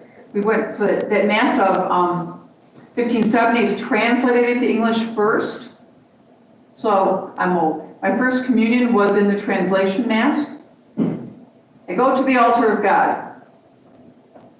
To God who gives joy to my youth. Our help is in the name of the Lord, who made heaven and earth. I confess to Almighty God, to bless Mary, our Virgin, blessed Michael the Archangel, blessed John the Baptist, the holy apostles Peter and Paul, all the saints, and you, Father, for I have sinned exceedingly in thought, word, and deed, through my most grievous fault. Therefore, I beseech blessed Mary, our Virgin, blessed Michael the Archangel, blessed John the Baptist, the holy apostles Peter and Paul, all the saints, and you, Father, pray the Lord our God for me. Praise the Lord at the altar. Now, did you hear what I said? Yeah. I said, ask Father to pray for me. That Father said the same thing to us. Now we put the prayer together as one people praying. That's one of those changes that the priest, in the midst of the assembly, prays. That's why I brought that up. Okay? So translation first. Mass at Paul VI in 1570, second edition in 75, third edition in 2000. You'll all remember the Mass changes, I think, in 2000. Okay? Which is just a translation. It's not a new Mass. The new Mass was the Mass of 1570. Okay, we'll stop right there. We're going to get to this in a second. That was the quick walk through in 1 hour and 45 minutes. That was quick. Questions? Let me answer these, and then I'm going to go to this other thing. Okay, so with that as a background, fasting. The fasting requirement dropped to 1 hour. Okay, it's still in the books. For your first Mass. So let's say, for example, you end up coming to the 9 o'clock and then you stay to help out for the 11 o'clock. You don't have to fast in between 9 and 11. If you want to have a donut, that's fine. The intent of the fast was originally from midnight until Mass, which is why we had so many early Masses. Okay? The intent of the fast is to prepare yourself for the Eucharist, right? That's the idea. However, that is balanced with the health of your body and mind. So there's always been a balance. The Eucharist fast is not obligatory on people with health issues or their caregivers. Code can walk. Or their caregivers.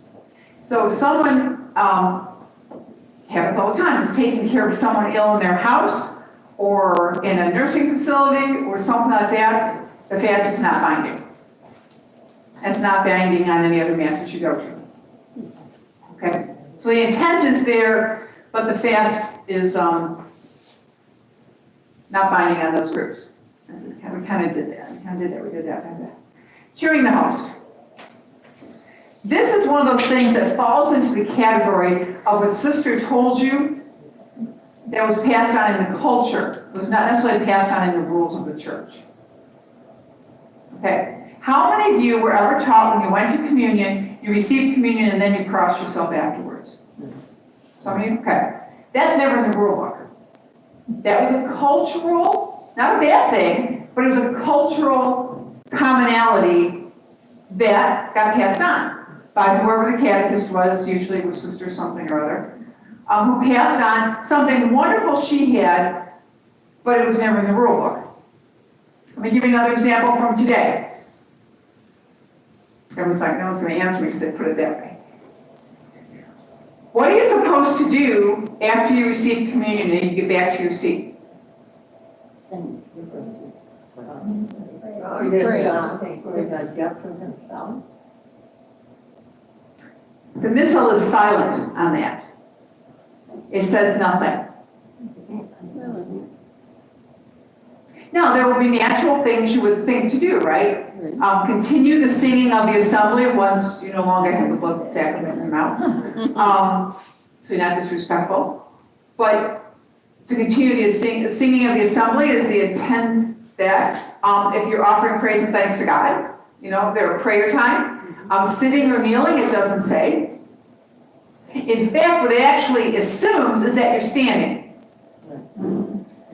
The General Instruction on the Roman Missal from 2000 says that we are standing from just before the Eucharistic prayer starts through the last person receiving communion.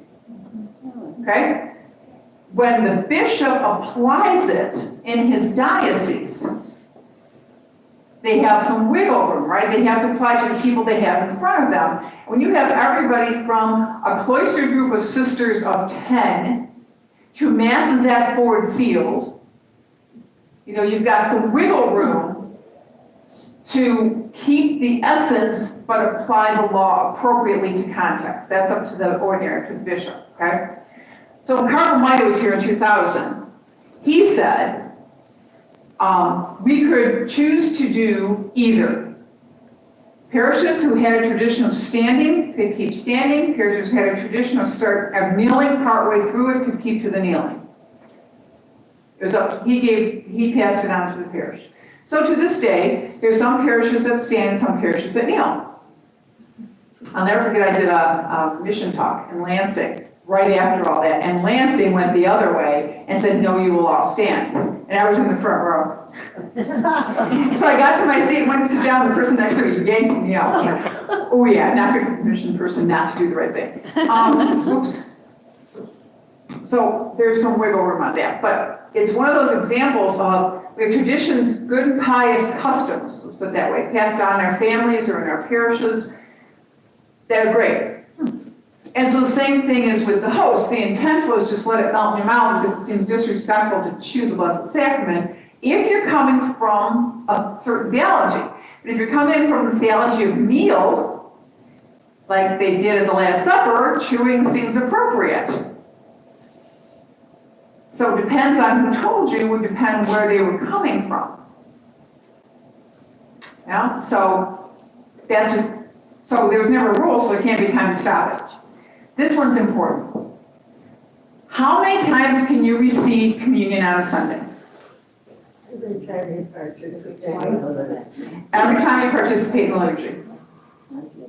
So if you go to a funeral on Saturday morning, a wedding at 1 o'clock, and come to 4 o'clock Mass, how many times can you go to communion? Three. As long as you fully participate in the liturgy. If you are singing at 9 o'clock Mass and a Mass coordinator at 11 o'clock Mass, how many times can you go to communion? Twice. In every liturgy you fully participate. You cannot, the rule says, therefore, go to 9 o'clock Mass and swing back around about 1:45 and run in and get communion a second time. That you can't do. That would be inappropriate. People try that. It's less and less, but you get people who come to get Jesus not participate in the liturgy. That's the problem. Okay? We've had some struggles, like we had people who used to sit in the chapel, talk all of Mass, and then get up and go to communion. That's a problem. Now, we may have some people, I had a gentleman at another parish one time who struggled with crowds. And he got himself, first of all, to sit in it wasn't even a gathering, so it was like a lobby.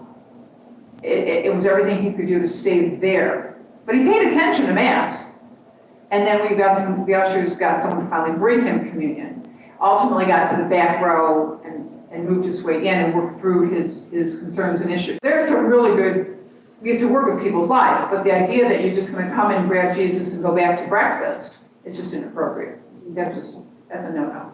So if you had, say, 3 Sunday masses, and a person who went to all 3 Sunday masses, and they were fully attentive and participated in all 3 Sunday masses, they could go to communion 3 times. Yep.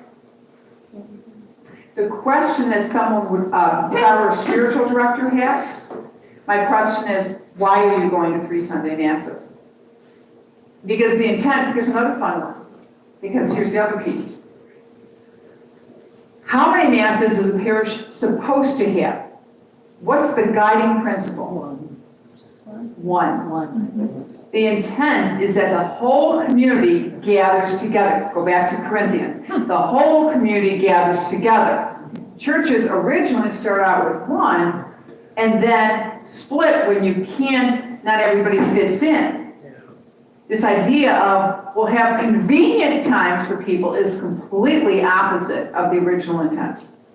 That doesn't mean I'm canceling masses, but that's the original intent. That 4 o'clock mass should not be different from 11 o'clock mass. It's one parish. That's the intent. Doesn't mean we're canceling masses. Don't try it. All right, that's not what we're saying. Okay. All right, I did not get to what I wanted to do, but we're going to do it anyway. Take a quick look. I want to show you something. I covered some of this on the one that says, what is Eucharist? I did some of that. So we're just going to hold that for a second. Those are just different names for Eucharist with some background. Why don't you take a look at the Eucharistic prayer sheets, okay? I need to give you some data, so just hold on for a second. Okay. As I think you know, the prayer book for Mass is the Roman Missal. Okay, it's the present. It used to be the Sacramental, now it's the Missal. This is the prayer component, right? For Sunday, the entire, this is what's necessary for Sunday Mass. The reading book and the prayer book. If you want to be 100% complete, I'd have to lift up a gospel book, and if you want to do complete, the other 3 volumes of the lectionary. And then any other ritual book's going to use like initiation or whatever, okay? But let's not be silly here, okay? The Roman Missal. The Roman Missal is composed of all the prayers you need. So it's got, of course, of course I opened to a difficult page. Of course I opened to a difficult page. Let's do an easy one. Not those prayers. Of course, I want the easy ones, and I get the second one. All right. And that doesn't exist anymore. Okay. I'm just going to hold it up. These are the presidential prayers. So the prayer for communion, the opening prayer, prayer of the gifts, okay, prayers of the day. So I go to Sundays, I want to know what we're saying on Epiphany, I find Epiphany, and there it is, right? In English, because we speak English in this parish, right? Fancy tabs. The first ones are the ordinary of the first half of the Mass. So literally, in the name of the Father, and the Son, and the Holy Spirit, I mean literally. And then come the options. So as Catholics, you're well aware that we have a lot of movement. So instead of being completely linear, when they did the Mass of Paul VI, they gave us options. So the penitential act, you have the Confiteor, I confess to Almighty God. You have what's actually number 3, the strokes. You came to call sinners, Christ, Lord have mercy, Christ have mercy, Lord forgive the strokes. Notice that with those strokes, the priest, or the deacon, it says in these are similar words. So we have what's given in here, or you can write your own. But the formula stays the same. And then there's this other one, which we did, I think in Advent, we're doing it again, Len is here, is the third option. So the intent was to balance the order being the same with an application to the individual community. There was that balance between being not so super rigid, but rigid in structure with what's happening in that particular community and how it works. Does that make sense to you? Okay, so that's back and forth. The other thing I want to point out, the Eucharistic prayers. In the Roman Missal, there are 4 standard, then there are 2 for reconciliation, 4 for various needs and occasions, and there are also approved masses for children, which are actually not in the Missal, they're published in a separate document for the United States. Some of these are exactly what's on your sheet, in permanent order, preface dialogue, preface preface, acclamation, blah, blah, blah, blah, blah. Some have movable parts, movable prefaces. So there are 3, I think, for Christmas, 3 different prefaces for Christmas. Multiple ones for funerals, for Easter, for Marian feasts. So that the preface creates, chosen by the priest within the context, creates a different flavor of the Eucharistic prayer. Is that fun? So they tried to balance to allow the prayer not to be the same every week, but yet within a range of similarity. Does that make sense to you? So, for example, Eucharistic prayer 3, I think I gave you a 3, right? Yeah. Yeah. With preface 1 for Sundays and ordinary time. So that can move, it's kind of it's one of the coolest things because it allows us to have some flavor. I can tell you, for example, during Advent, we use Eucharistic prayer 2 for reconciliation. It seems to fit the flavor for Advent. We'll use Eucharistic prayer 1 for reconciliation for Lent, because it seems to fit the flavor of Lent. Will every parish do that? No, but that's what we're going to do. Okay? So that, I want you to be aware of it. Yeah. What's anamnesis, G? The remembering. Let's look at the prayer. I'm going to walk you through this real quickly, just so you see it. It's not exactly, the words are not always exactly the same for all these parts, but let's look. Okay, the preface dialogue is what? Can you tell? Let me back this up. I know we're hitting 9, but let me just do this quickly. Okay. Eucharistic prayer. Whose prayer is it?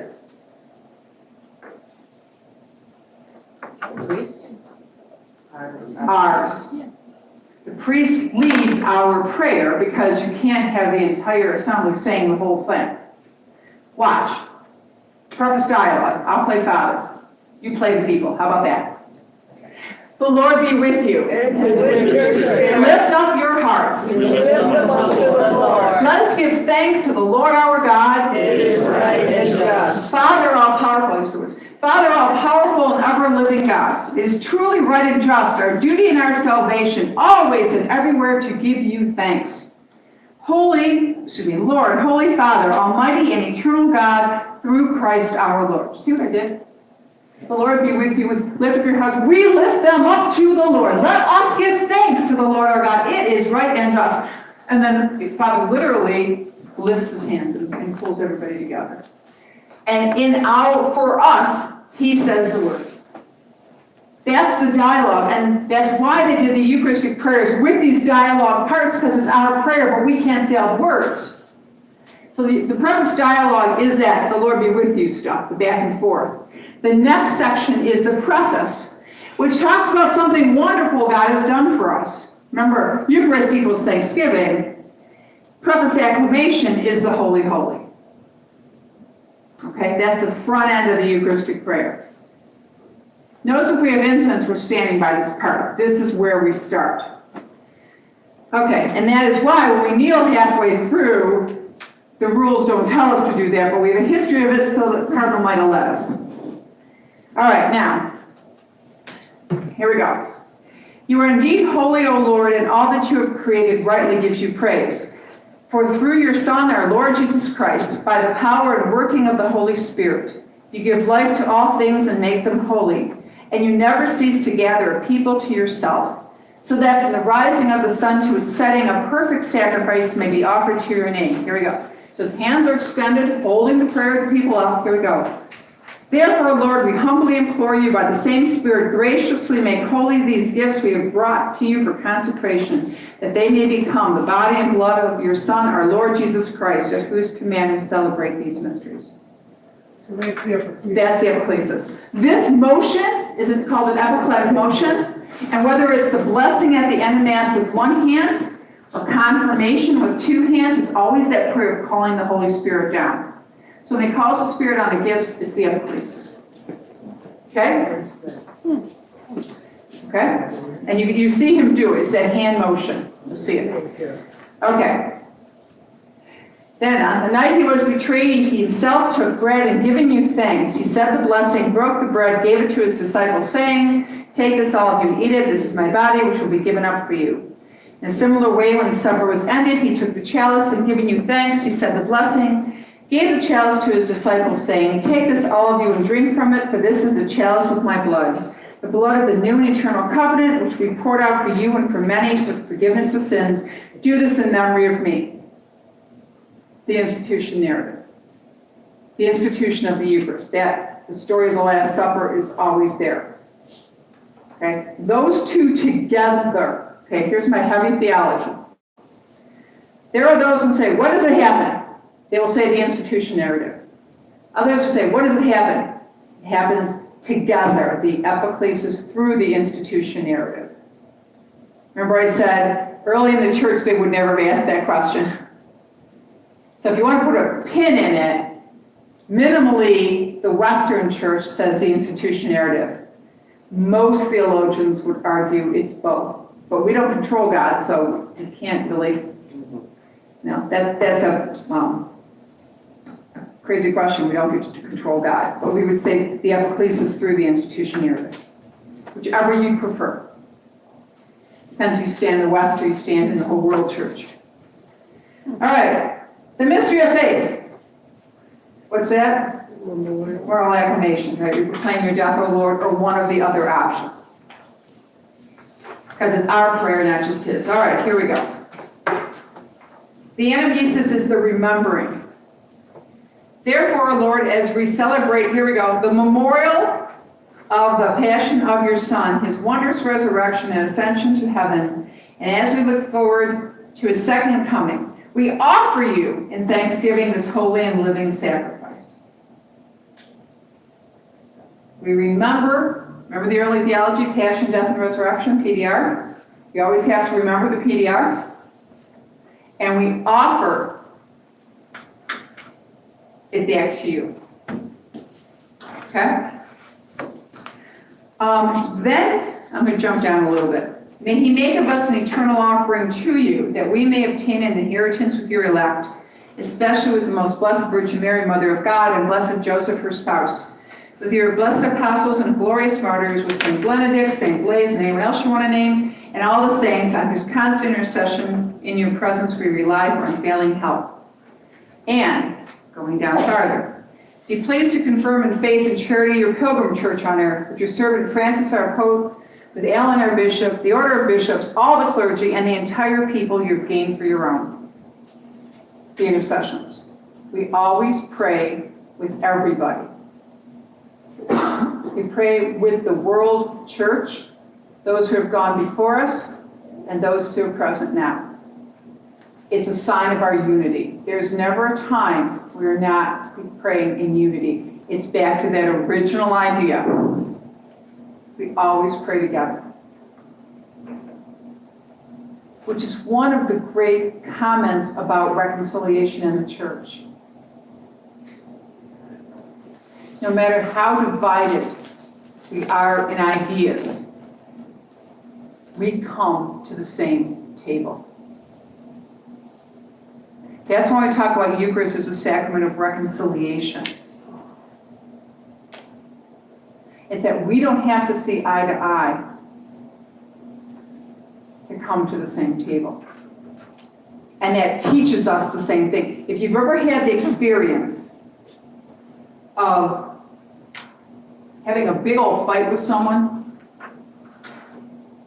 and then having to eat dinner with them, it's in the eating at the same table that reconciliation has to happen.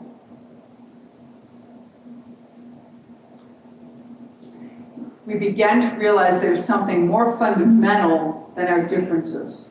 That's what unity is about. It's not uniformity. We can disagree to high heaven, but we fundamentally are disciples of Jesus Christ. That's why Eucharist becomes a sacrament of unity and of reconciliation.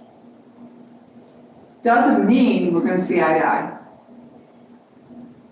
But it does mean we have to keep our roots clear. I used to say there are plenty of people who disagree horribly with each other in church. I laugh Every time we celebrate the feast of St. Peter and Paul, I laugh every time we do that feast, every June. Perfect.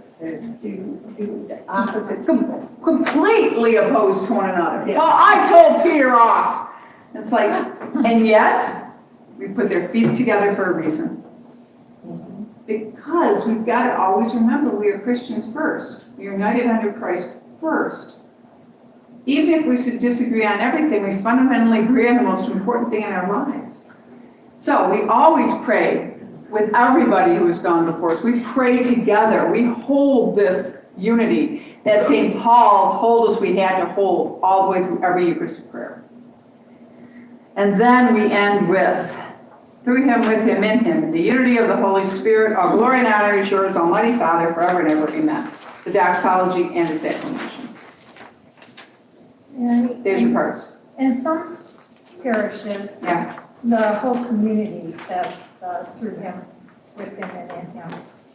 And is there any ruling on that? Yeah, the ruling is it's the priest's words. Yeah, that's what I thought. And there was times when that became, it was one of those early discussions, especially after the early days, let's call it the 70s and 80s, when there was still some shifting and movement on the new Mass of its time. And they anticipated, I mean, look, it's 1975 when we got this first update. That was pretty quick. And it was mostly a clarification of some things. How far can you go? One of the struggles was, okay, I'll blame my German background. In my German background, I like rigidity, I like rules, and I like organization. That's my people. Trains run on time. You know, these are my people. But too much rigidity is a problem. There's a dark side to everything, and too much fluidity is a problem. There's a dark side. And so one of the struggles in the church is to determine which way to go. So, like again, we've got a lot of options. We have a lot of, and these are similar words. We have a lot of fluidity. One of the things they determined, they really wanted the doxology to be done by the priest. But lots of parishes, it came out naturally, to be honest. Most parishes that it happened that I was part of it, people just started saying it, because it's one thing you could say, you couldn't say the whole prayer. And they said, no, we really want the priest to do it. So that's where the fluidity got chopped. There are some Mass settings for the entire Eucharistic prayer, so not just for the acclamations, but if the priest has a decent voice, he can sing the whole Eucharistic prayer. There's a chant, but there were also some that were done more melodically. And I'll never forget it because it just happened. And we went, oh. We were on retreat with the high school kids, with all the high school kids. So you had 500 kids in the gym for Mass, and they came from their groups and together. And so they had kind of a makeshift choir. And the priest started the Eucharistic prayer, and the kids started singing along. Because he sang it every Sunday in the home parish. And it was very easy to sing. And so the kids knew the whole Eucharistic prayer. And no one said to do it, but on the spur of the moment, they came out of this retreat experience for Mass, and suddenly 500 kids are singing the Eucharistic prayer with the priest. I'm like, and someone said, you should have stopped those kids. I'm like, I don't think so. I mean, I wasn't going to, the priest said, I didn't know what to do, but I figured I was saying the word, so I'm just going to keep going. That we're going to go with the work of the Holy Spirit here, and later he asked the kids, and they just said it just seemed like the right thing to do. Like, it never happened again. It never happened at the next school Mass. It didn't happen at Sunday morning, but they just did the whole thing. Wow, great. The serendipitous moment. Yeah, and there's nothing wrong with knowing the whole Eucharistic prayer. Now, granted, I'm probably one of the only one else in church besides Father reciting it, but that's okay. And if you know parts of it, that's great. No one's saying you have to know it. But I wanted to give you one and tell you how many there are. Because sometimes people get their missals out or get the missalettes. It's not, Father's not saying it. Yeah, because there's lots of movable parts. I'm one of those weirdos who have her favorite Eucharistic prayers, okay? That's just like over the top crazy, I know. but they have different flavors because of different things they accent at different times of year and seasons and saints' days. But I want you to see that before I stop. This is on that sheet. We good? I already kept you 15 over. Okay, I think I know those. We're starting with sin next time. I will not forget. Yes. And if I do, you always have to remind me. We start with sin. What's anamnesis? Remembering. Remembering. We remember the passion, death, and resurrection. Okay. Thank you. Thank you.